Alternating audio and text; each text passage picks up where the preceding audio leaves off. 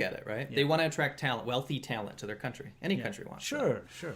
When you look at China, the worst people tend to have the most money because they're in the government and they're laundering money abroad.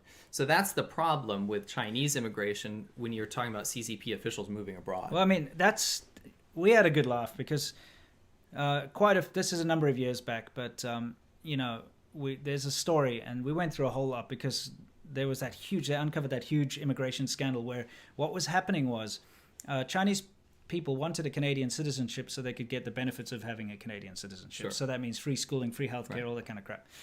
But they didn't want to live in Canada. So what they do is they do this kind of scam where they go there, leave, then mail their passports back, and then like an agent would pretend that they were receiving money. They'd obviously be paying for this. Would like fraudulently make stamps, entry and exit stamps in their passport and stuff.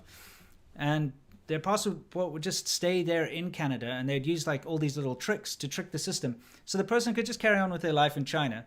And then after however many years, they would suddenly become a Canadian citizen because their passport had been there and been stamped all the time. But they would still send their children to get the free schooling and stuff. Healthcare. And free healthcare. And then like the one story that really like pushed me over the edge was the guy, like billionaire, right? So his daughter's growing up in Canada, going to school. He claims that he's low income. Right. He claims that he's poor. Right. And he's in that bracket. So he starts actually receiving money from the state because he's like welfare. Poor. Yeah, welfare. And then he goes and buys his daughter a brand new Mercedes-Benz cash.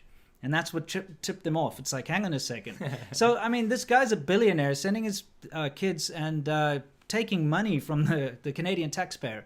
That's the thing, is these are not the people that are going to come and contribute to your country. These are not the people that you want. These are the people that are going to come and exploit your system. Right.